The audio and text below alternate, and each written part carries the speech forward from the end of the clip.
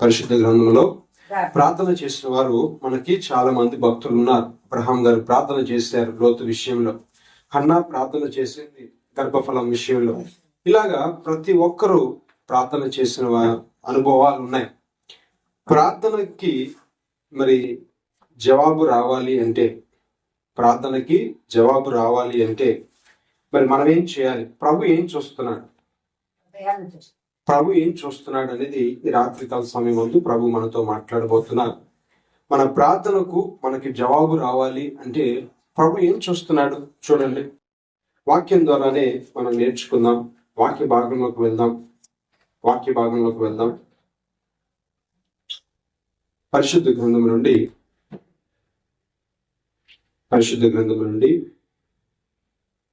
ఇర్మియా గ్రంథము 5వ అధ్యాయం. ఇర్మియా గ్రంథము 5వ అధ్యాయం 3వ వచనాన్ని చూడండి. పరిశుద్ధ గ్రంథం నుండి ఇర్మియా గ్రంథము 5వ అధ్యాయం 3వ వచనం. యెహోవా యథార్థత మీదనే కదా. చాలు. ఏం చూస్తున్నాడంట ప్రభు? మన ప్రార్థనకు జవాబు రావాలంటే మన హృదయంలో మనము యథార్థత ఉండాలి. మనలో ఏముండాలి? యథార్థత ఉండాలి. ఎందుకంటే భక్తుడైన ప్రవక్త అయిన ఇర్మియా గారి ద్వారా ప్రభు మనతో మాట్లాడుతున్న మాట ఏంటంటే, యెహోవా యథార్థత మీదనే కదా నీవు దృష్టి ఉంచుచున్నావు. ప్రభు ఏం చూస్తున్నాడు? యథార్థతని చూస్తున్నాడు. మనలో ఉన్న యథార్థతని ఆయన చూస్తున్నాడు. అదే పరిశుద్ధ గ్రంథం నుండి సామెతల గ్రంథము 15వ అధ్యాయం. సామెతల గ్రంథం 15వ అధ్యాయం 8వ వచనాన్ని చూడండి. యథార్థవంతుల ప్రార్థన ఆయనకు ఆనందకరము. సామెతల గ్రంథము 15వ అధ్యాయం 8వ వచనము. యథార్థవంతుల ప్రార్థన ఆయనకు ఆనందకరము. ఎవరి ప్రార్థన?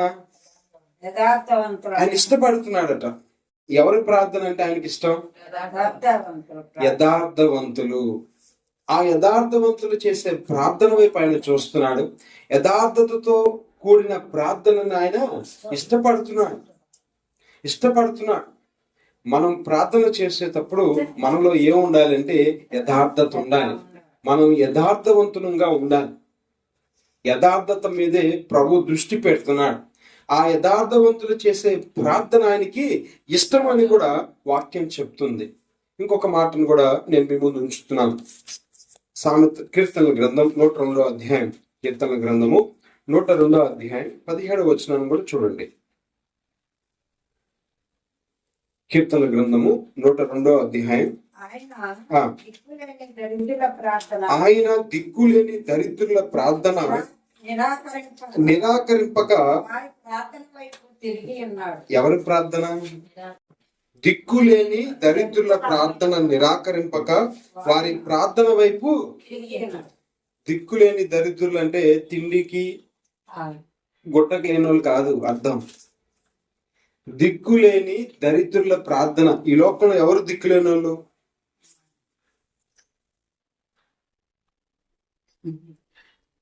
దిక్కులేని దరిద్రుల ప్రార్థన అంటే ఏదో ధనం లేనోడో వెనక ముందు లేనోడో కాదు.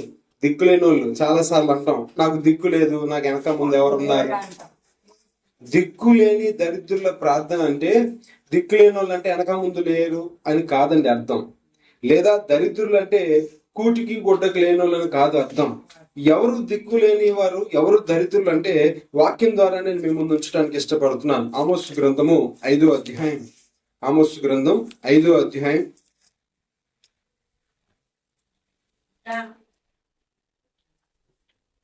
హోషియా, యోవేలు, ఆమోసు గ్రంథం 5వ అధ్యాయం 10వ వచనాన్ని చూడండి. ఎవరు దిక్కులేని దరిద్రులు? ఎవరి ప్రార్థన ఆయన నిరాకరించక ఆయన వారి ప్రార్థన వైపు తిరిగి ఉన్నాడు. అయితే నిలిచి బుద్ధి చెప్పు వారి మీద జనులు పగబట్టుదురు, యథార్థంగా మాట్లాడు వారిని అసహించుకుందురు. ఎవరు దిక్కులేని దరిద్రులు అంటే యథార్థంగా మాట్లాడేవాడే. యథార్థంగా మాట్లాడేవాడు లోక విరోధి అంట. యథార్థంగా ఎవడైతే మాట్లాడతాడో వాడు జనాలకి నచ్చడు. ఉన్నది ఉన్నట్టుగా మాట్లాడేవాడు యథార్థవంతుడని అర్థం. ఎవడు దిక్కులేని దరిద్రుడు అంటే వెనక ముందు లేనివాడు కాదు, లేదా తినటానికి తిండి కట్టుకోవడానికి బట్ట లేనివాడు కాదు. దరిద్రుడు అంటే, దిక్కులేని వాళ్ళు అంటే ఎవడైతే ఈ లోకంలో యథార్థంగా మాట్లాడతాడో, నిజంగా మాట్లాడతాడో వాడు దిక్కులేనివాడు, వాడు దిక్కులేని దరిద్రుడు. వాడి ప్రార్థన ఏంటంటే దేవుడు నిరాకరింపక వారి ప్రార్థనలను వైపు తిరిగి ఉన్నాడు. ఇప్పుడు చదవండి, ఇది ఎలాగే ఉంచండి. కీర్తనల గ్రంథం 102:17 ఇప్పుడు చదవండి. ఎవరు దిక్కులేని దరిద్రులు? నిజాయితీగా మాట్లాడేవాడు, యథార్థంగా మాట్లాడి దరిద్రుల ప్రార్థన ఆ. నిరాకరింపక నిరాకరింపక వారి ప్రార్థన వైపు తిరిగి ఉన్నాడు. ఇప్పుడు చెప్పండి, ఎవరు దిక్కులేని వాళ్ళు, ఎవరు దరిద్రులు? ఎవరైతే యథార్థంగా మాట్లాడతారో వారు ఈ లోకంలో నిజంగా దిక్కులేని వాళ్ళు. ఎవరైతే యథార్థంగా మాట్లాడతారో వారు నిజంగా దరిద్రులు ఈ లోకంలో. లాజరు ధనవంతుడు ఇద్దరు ఉన్నారు. ఎందుకు లాజరు దిక్కులేనోడు?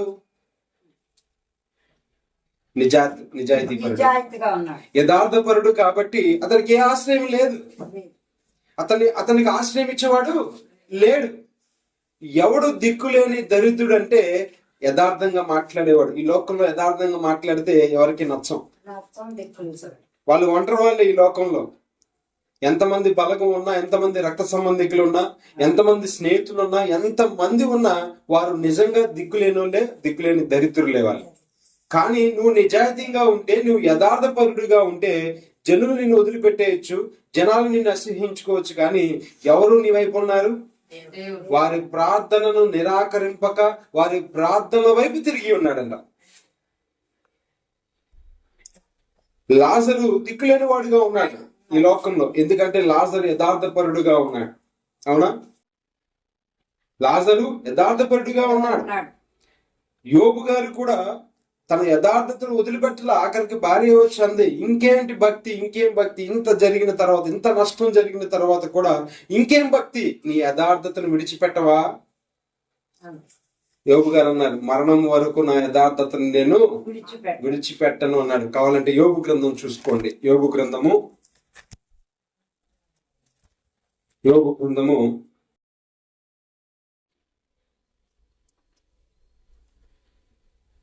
2వ అధ్యాయం 7వ వచనం చూడండి. యోబు గ్రంథము 2వ అధ్యాయం 7వ వచనం.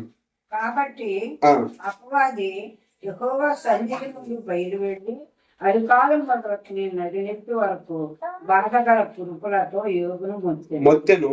అతడు ఒళ్ళు గోపుకొనుటకై చిల్ల పెంకు తీసుకొని బూడిదలో కూర్చుండగా అతని భార్య వచ్చి, నీవు ఇంకను యథార్థతను వదలక ఇల్లువా, దేవుని దూషించే మరణం కమ్మని. ఆగండి, ఏమంది భార్య?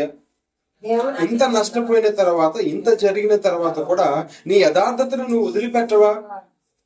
చాలా మంది ఇంట్లో వాళ్ళు అదే చెప్తారు, ఏదైనా చెయ్యి, సంపాదన కావాలి, ఏదైనా చెయ్యి, అవి కావాలి, ఏదైనా చెయ్యి, ఇది కావాలి.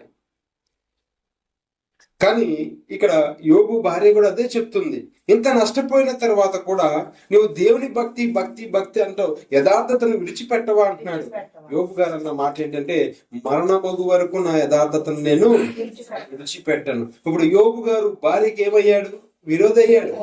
మరి ఒంటరి వాళ్ళు కాదా? ఇప్పుడు భార్య విడిచిపెట్టేసింది ఒక రకంగా చెప్పాలంటే.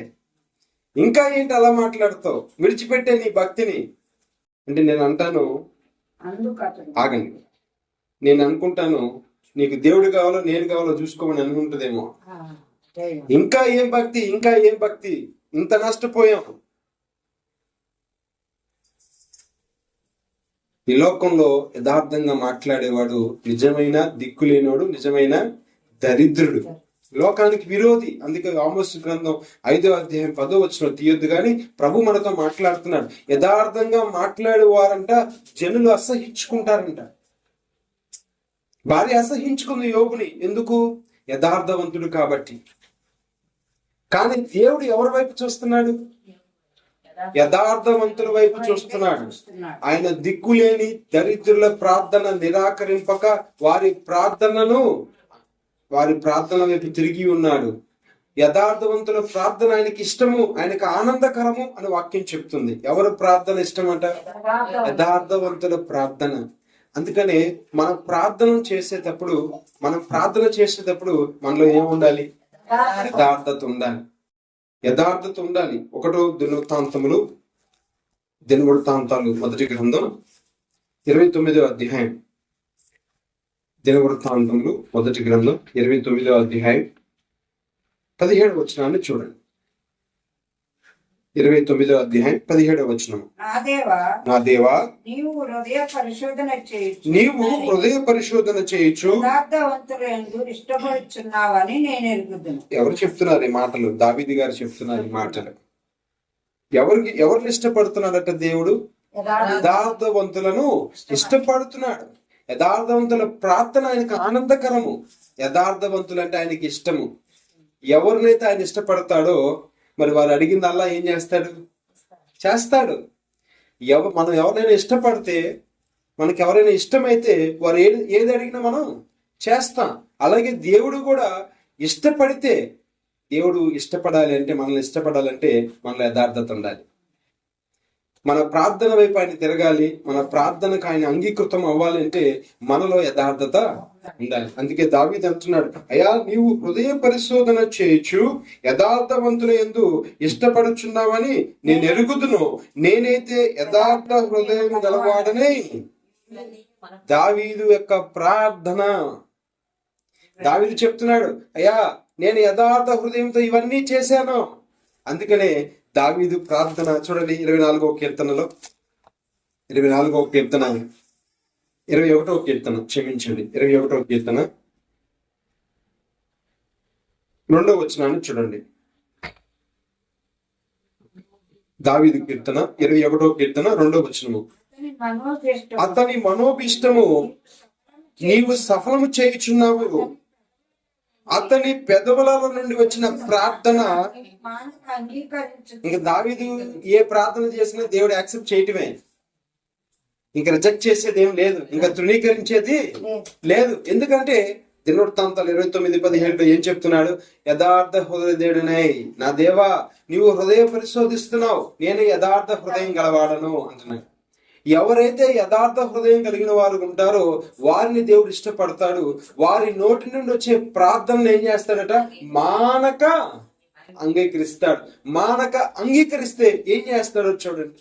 21వ కీర్తనలోనే అతని పెదవుల నుండి వచ్చిన ప్రార్థన 2వ వచనం. నీవు మానక అంగీకరించుచున్నావు, శ్రేయస్కరమైన ఆశీర్వాదములతో నీవు అతనిని.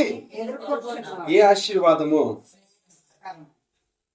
శ్రేయస్కరమైన ఆశీర్వాదాలు. ఆకాష్ స్వీట్స్ లో స్వీట్స్ ఉన్నాయి, స్వీట్ మ్యాజిక్ లో కూడా స్వీట్స్ ఉన్నాయి. ఆకాష్ స్వీట్స్ లో లడ్డు ఉంది, స్వీట్ మ్యాజిక్ లో కూడా లడ్డు ఉంది. ఏంటి తేడా?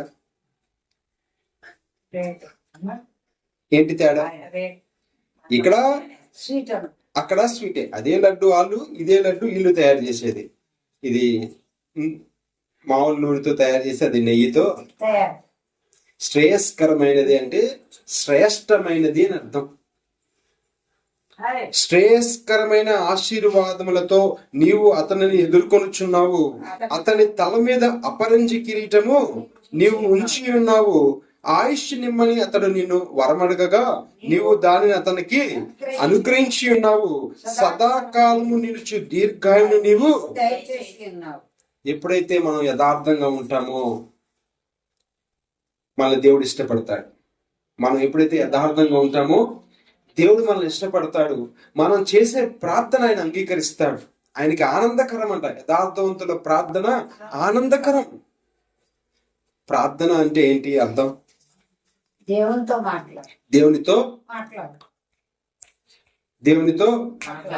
మాట్లాడటం. ప్రార్థన అనగా దేవునితో మాట్లాడటం. ఆయన మనతో ఎప్పుడు మాట్లాడతాడు? వాక్య రూపంగా మాట్లాడతాడు. మనం బైబిల్ తెరిస్తే ఆయన మనతో మాట్లాడతాడు. ఇవి ఎవరి మాటలు? ఆయన మాటలు. యథార్థవంతుల ప్రార్థన ఆయనకి ఇష్టం అంటే మనం మాట్లాడితే ఆయన ఇష్టపడతా ఉంటాడు. మనం చేసే ప్రార్థన అంటే మన మాటలు ఆయనకి ఎంతో ఆనందంగా కలిస్తాయంట. దేనితో? యథార్థతతో మనం ఎప్పుడైతే ఆయనతో మాట్లాడుతూ ఉంటామో ఆయన ఆనందిస్తూ ఉంటాడు. ఆయన ఇష్టపడతాడు. ఆయన ఇష్టపడినప్పుడు దావీదుని ఎలా ఆశీర్వదించాడు, శ్రేయస్కరమైన ఆశీర్వాదములతో ఆయన ఏం చేస్తాడట, ఆశీర్వదిస్తాడు. మానక నీ పెదవులలో నుండి వచ్చే ప్రార్థన ఏం చేస్తాడట, మానక ఇంకా నో అని చెప్పేది లేదు. నువ్వు ఎప్పుడైతే యథార్థత కలిగి నువ్వు ప్రార్థన చేస్తావో నీ ప్రార్థనకి ఇంకా నో చెప్పే పరిస్థితి ఎక్కడ కూడా లేదు. యేసయ్య యథార్థపరుడు. దావీదు చెప్తున్న సాక్ష్యం, అయ్యా నువ్వు యథార్థవంతుడవు, నా దేవుడు యథార్థవంతుడు, ప్రభు యేసు ప్రభు వారు యథార్థవంతుడు. కాబట్టి అక్కడ ప్రసంగం చేస్తున్నారు యేసు ప్రభు వారు. అప్పటికే వాళ్ళు చాలా దినాలైంది అక్కడ అందరూ వచ్చి, జనసమూహం వచ్చి. అప్పుడు ఫిలిప్పుని అడిగాడు, వీరికి ఆహారం పెట్టడానికి ఏమైనా ఉందా అంటే, అయ్యా ఇక్కడ ఒక పిల్లవాడి దగ్గర 5 రొట్టెలు 2 చేపలు తప్ప ఏమీ లేవు అన్నాడు. మరి కొనుక్కు రావాలంటే ఊర్లోకి వెళ్ళి తేవాలంటే చాలా కష్టము అని అక్కడ శిష్యులు చెప్పారు. అప్పుడు ప్రభు ఏం చెప్పారు, ఆ 5 రొట్టెలు 2 చేపలు తీసుకొని నా దగ్గర రమ్మన్నారు. అప్పుడు ఆ రొట్టెని తీసుకొని ప్రభు చేసిన ప్రార్థన ఏంటంటే, అయ్యా నీవు నా మనవి ఎల్లప్పుడూ అంగీకరించుచున్నావని నేను నీకు స్తుతులు చెల్లిస్తున్నాను. ఎందుకు ప్రభు చేసిన ప్రార్థన ప్రతిసారి తండ్రి అంగీకరించాడంటే యథార్థతే. మన ప్రార్థనలో అంటే మనలో ఎప్పుడైతే యథార్థత ఉంటుందో మన ప్రార్థన ఎప్పుడు ఏం చేయబడతా ఉంటది, అంగీకరించబడతా ఉంటది. దేవుడు అంగీకరిస్తాడు, ఆనందిస్తాడు, ఇష్టపడతాడు. అందుకనే ఒక విషయాన్ని ఈ సందర్భంలో నేను మీకు జ్ఞాపకం చేసి వాక్య భాగాన్ని ముగించడానికి ప్రయత్నం చేస్తాను. ప్రభు దేన్ని దృష్టిస్తున్నాడు, ఇర్మీయా గ్రంథం 5:3 చూసాం. యథార్థత మీదనే కదా నువ్వు దృష్టి ఉంచుచున్నావు. ఏం చూస్తున్నాడంట ప్రభు, యథార్థతను ఇష్టపడుతున్నాడు. ఎవరైతే యథార్థవంతులు ఉంటారో వారిని ఇష్టపడుతున్నాడు. వారి ప్రార్థన ఆయనకి ఆనందకరముగా ఉంది. అందుకనే దావీదుని దేవుడు అంతగా ఆశీర్వదించాడు. దేవుడు చెప్తున్న మాటే కాదు, మనుషుల దగ్గర కూడా గొప్ప సాక్ష్యాన్ని పొందుకున్నాడు దావీదు. గొప్ప సాక్ష్యాన్ని పొందుకున్నాడు. 1 సమూయేలు గ్రంథము 29వ అధ్యాయం, 1 సమూయేలు గ్రంథం 29వ అధ్యాయం 6వ వచనాన్ని చూడండి. 1 సమూయేలు గ్రంథము 29వ అధ్యాయం 6వ వచనము, 29వ అధ్యాయం 6వ వచనము. కాబట్టి ఆకీషు దావీదును పిలిచి, యెహోవా జీవముతో నీవు నిజముగా యథార్థపరుడవై ఉన్నావు. ఆగండి, చాలు. ఆకీషు రాజు చెప్తున్న మాట దావీదుని గురించి, నీవు నిజముగా యథార్థపరుడవై ఉన్నావు. దావీదు యథార్థపరుడు అని మనుషులు చెప్తున్న సాక్ష్యము, దావీదు యథార్థపరుడు అని తాను గురించి చెప్పుకున్న సాక్ష్యము, దావీదు యథార్థపరుడు అని దేవుడు చెప్పిన సాక్ష్యము. సౌలు కూడా అన్నాడు, దావీదా నాయనా నీవు యథార్థపరుడవు అన్నాడు. ఎప్పుడైతే యథార్థత ఉంటుందో మనలో, మనం ఆశీర్వదింపబడతాం. దావీదు ఎందుకు అంతగా ఆశీర్వదింపబడ్డాడంటే, దావీదు యథార్థపరుడు కాబట్టి అతని పెదవుల నుండి వచ్చిన ప్రార్థన దేవుడు ఏం చేశాడట, మానక ఆశీర్వదించాడు, మానక అంగీకరించాడు. నీ నోట్లోంచి నువ్వు యథార్థవంతుడు అయితే నీ నోట్లోంచి వచ్చే ప్రతి మాట కూడా దేవుడు ఏం చేస్తాడట, ఆమేన్ అంటాడంతే, జరుగుగాక అంటాడంతే. యథార్థత మనకి కావాలి. అందుకనే ఒక వ్యక్తిని నేను మీ ముందు ఉంచి వాక్య భాగాన్ని ముగిస్తాను. 2 రాజుల గ్రంథం 20వ అధ్యాయం, 2 రాజుల గ్రంథం 20వ అధ్యాయం మొదటి వచనాన్ని చూడండి. 2 రాజుల గ్రంథం 20వ అధ్యాయం. ఆ దినములలో హిజ్కియాకు మరణకరమైన రోగము కలుగగా యెషయా అతని యొద్దకు వచ్చి, నీవు మరణమవుచున్నావు. హిజ్కియాతో చెప్పిన మాట ఇది. ప్రవక్త అయిన యెషయా వచ్చి హిజ్కియాతో చెప్పిన మాట, యూదా రాజుని హిజ్కియాతో చెప్పాడు, నీవు మరణమవుచున్నావు, బ్రతుకవు గనుక నీవు నీ ఇల్లు చెక్క పెట్టుకోమని యెహోవా సెలవిచ్చుచున్నాడు. ఎవరు చెప్పిన మాట ఇది? దేవుడు చెప్పిన మాట. ప్రవక్త వచ్చి రాజుతో చెప్తున్నాడు, యూదా రాజైన హిజ్కియాతో చెప్తున్నాడు, నీవు మరణమవుచున్నావు, నువ్వు బ్రతకవు, ఇదిగో నీకు మరణం సంభవించబోతుంది అని చెప్పి హిజ్కియాతో చెప్పినప్పుడు హిజ్కియా చేసిన పని ఏంటో చూడండి. 20వ అధ్యాయం, అదే 2 రాజుల గ్రంథం 20వ అధ్యాయం 2వ వచనంలో, అతడు తన ముఖము గోడ తట్టు తిప్పుకొని యెహోవా ఆ, యథార్థ హృదయులున్నాయి, ఆగండి ఉన్నాయి. ఆగండి ఆగండి ఏం చెప్తున్నాడు? యెహోవా ప్రార్థన చేస్తున్నాడు. ఏమని? యథార్థ నీవు మరణమోపోవచ్చున్నావు అని ప్రవక్త అయిన యెషయా వచ్చి చెప్పినప్పుడు హిజ్కియా చేసిన ప్రార్థన ఏంటంట? అయా, యథార్థ హృదయుడనై సత్యం సత్యముతో నీ నీ సన్నిధిని సన్నిధిని నేను ఎప్పుడు నడుచుకుంటునో ఆ, నీ దృష్టికి అనుకూలముగా సమస్తమును నేను ఎట్లు జరిగించుతునో ఆ. కృపతో జ్ఞాపకం చేసుకోమని ఇది ఆ కన్నీళ్లు విడుచుచు యెహోవాను ప్రార్థించాను. ఏమని ప్రార్థన చేశాడు? అయ్యా, నా యథార్థతను నీవు చూసా జ్ఞాపకం చేసుకో. యథార్థ హృదయుడనై నేను నీ సన్నిధిలో ఎలా ప్రవర్తించానో నువ్వు జ్ఞాపకం చేసుకో అని ఎప్పుడైతే హిజ్కియా ప్రార్థన చేశాడో దేవుడు వెంటనే ఆయన నిర్ణయాన్ని మార్చుకున్నాడు. మార్చుకొని 15 వెంటనే ఆలస్యం కూడా చేయలా. హిజ్కియా విషయంలో దేవుడు ఏమన్నా సర్లే హిజ్కియా ఆలోచించి చెప్తాను కొంత టైం ఇవ్వమన్నాడా? లేదు.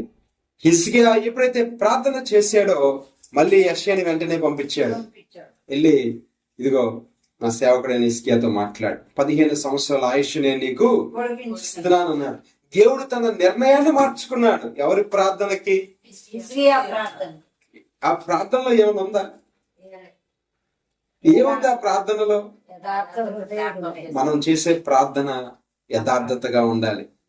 మనం ఎప్పుడైతే యథార్థంగా ఉంటామో ఆ యథార్థతలతో చేసే ప్రార్థన దేవుడు ఏం చేస్తా ఉంటాడట? అంగీకరిస్తాడు. మానక అంగీకరిస్తాడు. హిజ్కియా దేవుని సన్నిధానంలో ప్రార్థన చేస్తున్నాడు. ఏమంటున్నాడు? అయ్యా, యథార్థ హృదయుడనై నీ సన్నిధిలో నేను ఎట్లు నడుచుకున్నానో ఒక్కసారి జ్ఞాపకం చేసుకో ప్రభువా అని చెప్పి ప్రార్థన చేసినప్పుడు వెంటనే దేవుడు జవాబిచ్చాడు. వెంటనే హిజ్కియాతో దేవుడు మాట్లాడాడు. ఆయుష్ కాలాన్ని పెంచాడు. పొడిగించినట్టుగా మనం చూస్తున్నాం. అంటే ప్రార్థన అంగీకరించబడిందా లేదా? అంగీకరణ మరణవలసిన హిజ్కియాకి దేవుడు ఆయుష్ కాలాన్ని పెంచాడు. పొడిగించాడు. పొడిగించాడు. అంటే హిజ్కియా మాట విన్నాడా? అన్నాడు. దేవుడు ఒక నరుని మాట వినాలంటే ఎంత కష్టం చెప్పండి. దేవుడు నరుని మాట వింటాడా? ఖచ్చితంగా వింటాడు. నీలో యథార్థత ఉంటే, మనలో యథార్థత ఉంటే దేవుడు ఖచ్చితంగా నీ మాట ఆలకిస్తాడు. నీ మాట అంగీకరిస్తాడు. నీ మాటకి చెవి ఎగ్గుతాడు. అందుకే అన్నాడు, ఆయన దిక్కులేని దరిద్రుల ప్రార్థన నిరాకరింపక ఆ ప్రార్థనలకు తిరిగి ఉన్నాడు. నీ ప్రార్థన ఖచ్చితంగా ఏం చేస్తాడట? వింటాడు. ఒకవేళ హిజ్కియా తన యథార్థతను బట్టి శత్రువు అయి ఉండొచ్చు లోకంలో, లేదా మన యథార్థతను బట్టి మనం ఈ లోకంలో శత్రువులుగా ఉండొచ్చు, అసహ్యులంగా కనపడొచ్చు, కానీ దేవుడు నీ ప్రార్థన ఆలకిస్తున్నాడు. యథార్థత ఉన్నవారిని ఇష్టపడుతున్నాడు. యథార్థతతో చేసే ప్రార్థన ఆయనకి ఇష్టం, ఆనందకరము. యథార్థతతో చేసే ప్రార్థన ఆయన అంగీకరిస్తున్నాడు. అంగీకరించడమే కాదు కానీ ఆశీర్వాదాలు కూడా ఇస్తాడు. ఇస్తాడు. అందుకే హిజ్కియా మనకు ఒక గొప్ప ఉదాహరణ. అందుకే యోబు గారు ఒక గొప్ప ఉదాహరణ. అందుకే దావీదు ఒక గొప్ప ఉదాహరణ. వారు చేసిన ప్రార్థనలో ఏముంది? యథార్థత ఉంది. మన హృదయంలో కూడా మనం ఎప్పుడైతే యథార్థత కలిగి ఉంటామో, మన జీవితంలో ఎప్పుడైతే యథార్థత కలిగి ఉంటామో, దేవుడు యథార్థతను బట్టి నిన్ను నన్ను ఇష్టపడుతున్నాడు. ఎందుకంటే ఆయన ఎవరి వైపు చూస్తున్నాడట? ఆయన కనుదృష్టి ఎవరి మీద ఉందట? యథార్థంగా దేవుడు తను చూస్తున్నాడు. ఆకాశం నుండి చూస్తున్నాడు ఎవరు యథార్థవంతులుగా ఉంటారు అని. ఎవరు యథార్థవంతులుగా ఉంటారని ఆయన ఆలోచిస్తున్నాడు, చూస్తున్నప్పుడు ఒక వ్యక్తి కనపడ్డాడు. నీతిపరుడగు నోవాహు కనపడ్డాడు. ఆయన ఆకాశం నుండి చూసినప్పుడు మరియ కనపడింది యథార్థవంతురాల్లాగా. కాబట్టి ఆమెను ఎంచుకున్నాడు. కాబట్టి మన జీవిత కాలం, నేనైనా మీరైనా, మన జీవిత కాలంలో మనము యథార్థవంతులంగా ఉంటే ఆయన తప్పక ఏం చేస్తాడట? ఒకవేళ మన యథార్థతను బట్టి ఈ లోకంలో మనం విరోధులంగా అవ్వచ్చు, తప్పదు, అవుతాం, ఖచ్చితంగా అవుతాం, అసహ్యులుగానే ఉంటాం. ఎందుకంటే నిర్దోషమైన మాటలు చాలా బలమైనవి అని వాక్యం చెప్తుంది. యథార్థమైన మాటలు చాలా బలమైనవి అంట. మనం ఒకవేళ యథార్థంగా ఈ లోకంలో జీవిస్తే మనుషులు మనల్ని దూరం చేసుకోవచ్చు, మనుషులకు మనం దూరం అవ్వచ్చు, మనుషులకు మనం నచ్చకపోవచ్చు. అయినా ఎవరు ఇష్టపడుతున్నారు? దేవుడు ఇష్టపడుతున్నాడు. దేవుడు ఇష్టపడుతున్నాడు. ఒక్కొక్కసారి మనం మాట్లాడితే ఇంత కఠినంగా మాట్లాడతారు ఏంటి అంటారు, ఇంత కఠినంగా మాట్లాడుతున్నారు ఏంటి అంటారు. యథార్థమైన మాటలు కఠినంగానే ఉంటాయి, యథార్థమైన మాటలు కఠినంగానే ఉంటాయి. అందుకనే దావీదు జీవితమైన, హిజ్కియా జీవితమైన, యోబు గారి జీవితమైన, వారి జీవితాల్లో దేవుడు వారి ప్రార్థనను అంగీకరించాడు అంటే దానికి గల కారణం ఏంటంటే వారు యథార్థ పరులు. యథార్థత యథార్థత యథార్థత. మనం ఎప్పుడైతే ఆ యథార్థంగా మనం ఈ లోకంలో జీవిస్తామో దేవుడు దావీదు ప్రార్థనైనా మన ప్రార్థన కూడా అంగీకరిస్తాడు, మానక అంగీకరిస్తాడు. మనం ఎప్పుడైతే యథార్థవంతులంగా ఉంటామో మన ప్రార్థన ఏం చేస్తాడంటే తప్పక మానక అంగీకరిస్తాడు. శ్రేయస్కరమైన ఆశీర్వాదాలతో దేవుడు ఏం చేస్తాడు, మనల్ని ఆశీర్వదిస్తాడు. శ్రేయస్కరమైనవి అంటే మీకు అర్థం అవటం కోసం చెప్తున్నాను, నాణ్యమైన మంచి క్వాలిటీ. ఇట్లాంటి ఆశీర్వాదాలు ఉండవు. మంచి క్వాలిటీ, శ్రేయస్కరమైన ఆశీర్వాదాలతో దేవుడు నిన్ను ఎదుర్కొంటాడు. ఆయన ఎదుర్కొంటాడంట. ఆ ఆశీర్వాదాలతో ఎదురొస్తాడు, నీకు ఆశీర్వాదాలతో ఎదురొస్తాడు. ఒక మాట చెప్పి ముగించేస్తాను. 4 వ్యక్తుల్ని ఈరోజు మనం చూసాం. అబ్రహాము మరి లోతుకి వివాదం వచ్చింది, అవునా? వివాదం వచ్చింది వాళ్ళ పశువుల కాపర్లకి, వాళ్ళ దగ్గర పనిచేసే పనుల దగ్గరికి గొడవ మొదలైంది. గొడవ వచ్చింది వీళ్ళకి కాదు, పనులకు గొడవ అయింది. తీసుకొచ్చి యజమానులకు చెప్పారు, అబ్రహాము గారు, అయ్యా నీకు నాకు వివాదం వద్దు, నువ్వు నేను బంధువులు కాబట్టి ఈ దేశం అంతా నీ కళ్ళ ముందు కనపడుతుంది, నువ్వు అటు వెళ్తే నేను ఇటు వెళ్తా, నువ్వు ఇటు వెళ్తే నేను ఇటు వెళ్తా అన్నాడు. అలాగే లోతు అటు వెళ్ళిపోయాడు, అబ్రహాం ఇటు వెళ్ళిపోయాడు. తర్వాత లోతుని, తన భార్యని, తనకు కలిగిన వారందరినీ అక్కడ రాజులు బానిసలుగా తీసుకెళ్లిపోయారు, చెరగా తీసుకెళ్లారు. ఈ విషయము అబ్రహాముకి తెలిసింది. అప్పుడు తన ఇంటినున్న కొంతమంది వ్యక్తులను తీసుకొని ఆ శత్రువుల మీదకి వెళ్ళి, అంటే లోతుని ఎవరైతే చెరపట్టారో, బందీలుగా చేసుకున్నారో ఆ కుటుంబాన్ని, వాళ్ళ మీద యుద్ధం చేసి వాళ్ళతో పోట్లాడి లోతుని విడిపించాడు. విడిపించి వస్తున్నప్పుడు ఎవరు ఎదుర్కొన్నారు అబ్రహాముని? ఎవరు ఎదుర్కొన్నాడు? చూడండి, ఆదికాండము ఎవరు ఎదుర్కొన్నారు? శ్రేష్టమైన ఆశీర్వాదాలతో అబ్రహాముని దేవుడు ఎదుర్కొన్నట్టుగా ఇక్కడ మనం జ్ఞాపకం చేసుకుంటాం. చూడండి, ఆదికాండము